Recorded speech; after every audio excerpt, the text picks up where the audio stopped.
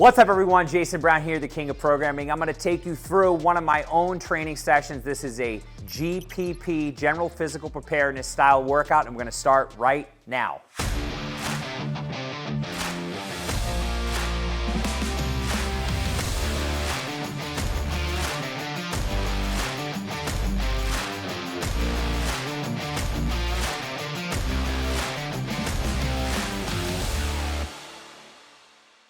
All right, guys, so I know many of you watched my training series. If you haven't seen that, check it out. There's 3-part series to that where I go through more full body strength work, but I haven't gone through conditioning yet, and this is a piece of conditioning that is not only something I really enjoy doing, but has a ton of great benefits.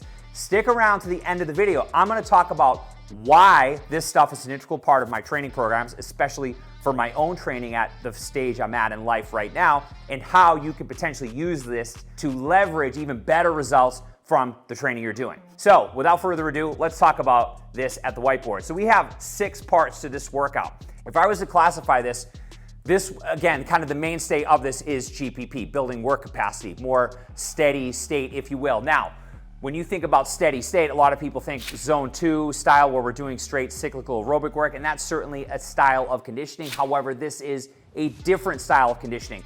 This is mixed with various things that have different muscular contractions. They have different spikes in heart rate, and because of that, we get different adaptations. So this isn't a workout that we're gonna do just for aerobic capacity. We're gonna do this for more broad peripheral adaptations, which just in layman's term means more muscular endurance at a local level, but also we've got some kind of finer things in here that allow us to do things in a little bit different fashion. So, sled push. We're gonna push the sled. I'm gonna use my torque sled on resistance level of number 2. I'm gonna push it 100 feet, and then I'm gonna rest 30 seconds.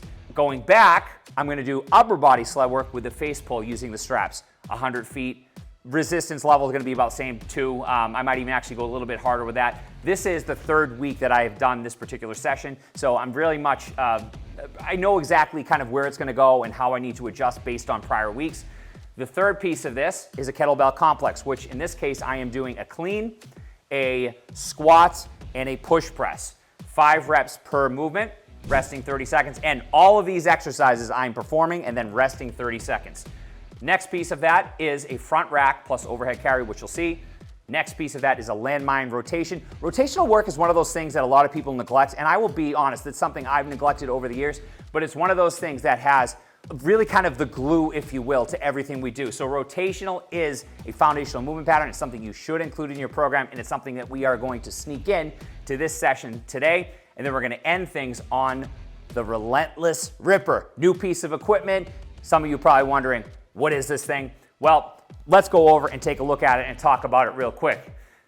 So Torque was generous enough to give me one of these, and I replaced my ski erg with this piece.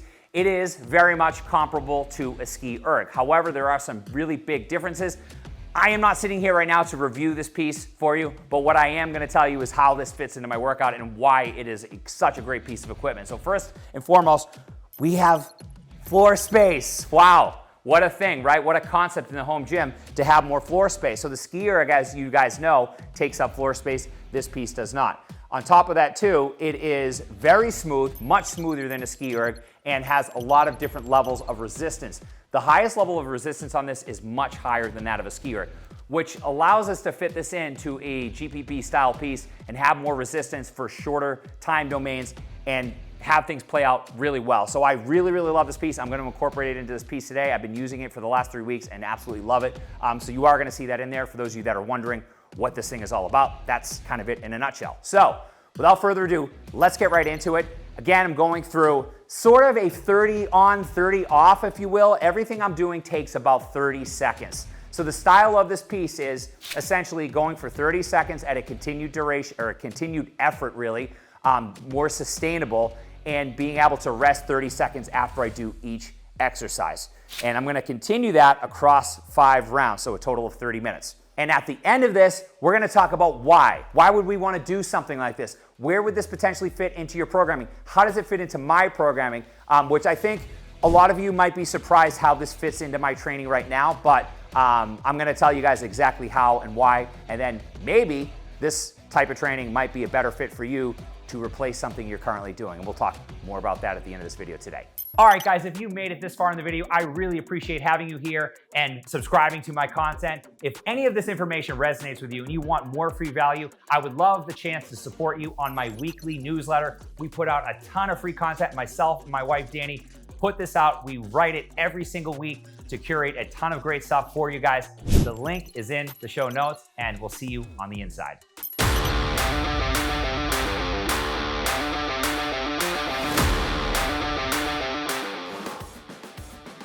Oh, this one always gets me quick. No, I said I was gonna go up in resistance, but I don't think that's happening.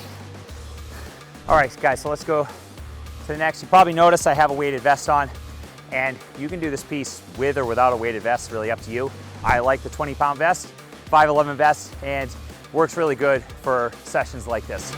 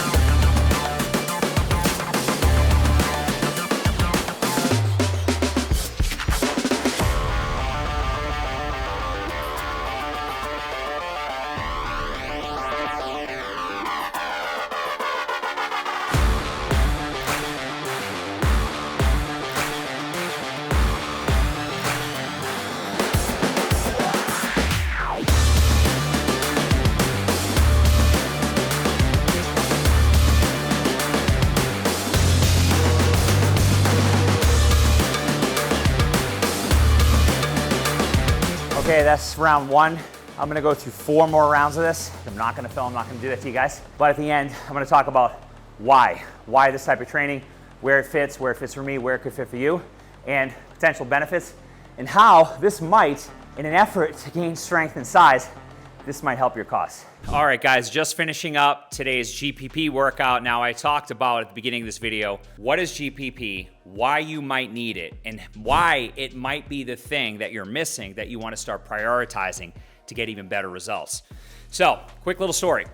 I felt for a while now that I need to do more conditioning. Now, conditioning can come in many shapes and forms. Obviously, you know, I've talked a lot about aerobic conditioning and how that relates to improved recovery, improved work capacity, and obviously things like lifespan. And there's a lot of supportive research on that. Some of you have chimed in and I've given you guys some of that. So check that stuff out. But there are various types of conditioning. So doing zone 2, cyclical, is different than doing what we just talked about today. Now, the adaptations are different. Now, there are some similarities.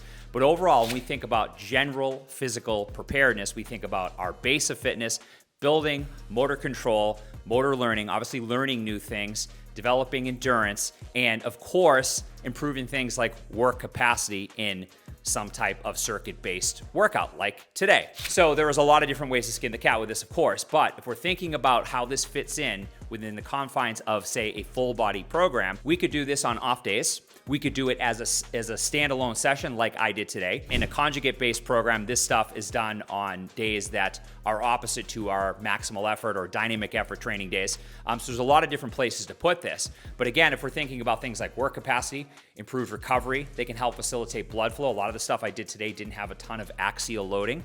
Obviously, you know, I threw in some kettlebell work in there, but within the confines of what I do in my programming, being that of full body training, some of this stuff fits really well. So as you probably noticed, I wasn't going super hard either. It was very much kind of a slow grind where we're getting a good sweat, and we're able to move consistently across the duration of that piece, which was in this case 30 minutes. So overall, if we think about building our base of fitness, being able to have better work capacity, improve recovery by way of having improved blood flow, doing things like I did today.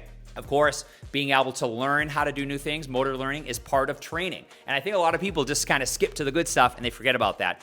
This work has a ton of value for just about anyone. Now, for me specifically, someone that has a higher training age, and maybe my limiting factor isn't strength anymore. It certainly isn't. I'm very explosive. It's a lot easier for me to build muscle than it is for a lot of people that I work with. With that said, I have to really assess where my weaknesses lie. And for me, it's not gaining lean tissue. It is improving my work capacity, improving my ability to recover between sessions.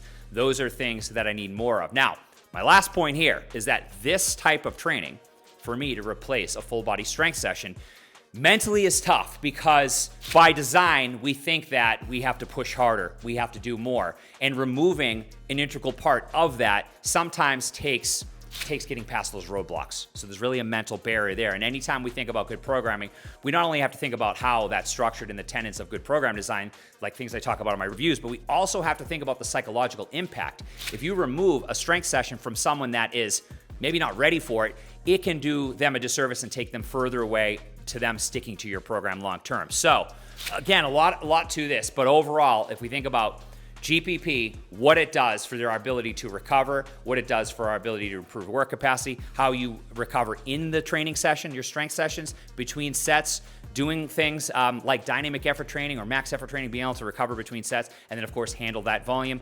That stuff comes by way of building the base of fitness. This stuff was done in Russia with athletes very early. That's where Louis Simmons started talking about it and adding it to his training. Back when he discovered this stuff was very important, he looked at the training of the Russians and know that they were starting this general phase, if you will, very early with their Olympic level athletes, people that they were lining up to be Olympic athletes later on in life. And of course, having general improve specific is something that is very real.